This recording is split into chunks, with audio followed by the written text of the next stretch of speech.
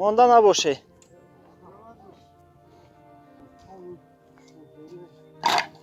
خوب تعمیم کردن تا حاضر تا این روزه آینده چی شود نمیدونم.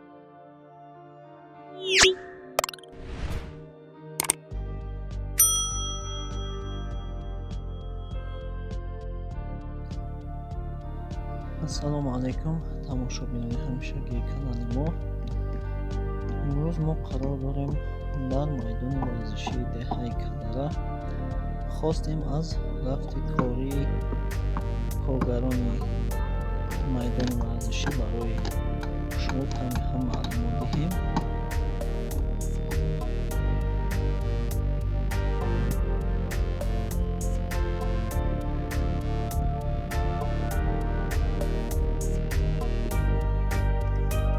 مانده نباشه.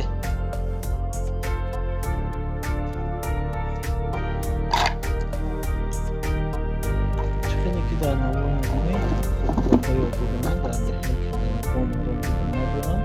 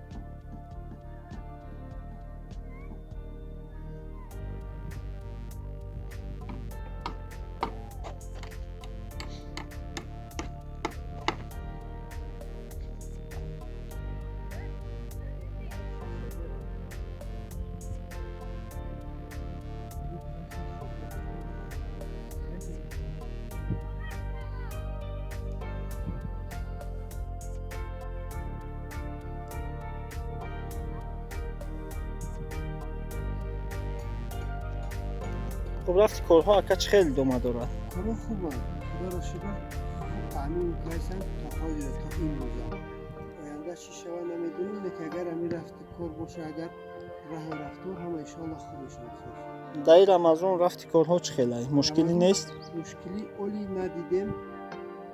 از ساعت 7 سر تا 4 بیگاه کار میکنیم که هم قوت خیلی میرسه.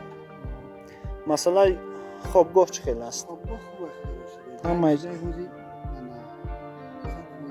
یگان مشکلی در روی خوابتون نیست؟ مشکلی نبود. اینجا نرفته. اسباب انجام و چیزای لازمه میرسن سری وقت که انجام. آقا وقتی دونم هست اکای سهراب شو اگر نه یگان مشکلی در رفت کار نیست ولی تو اینجا نی. خیلی به شما برار میخواد دیگه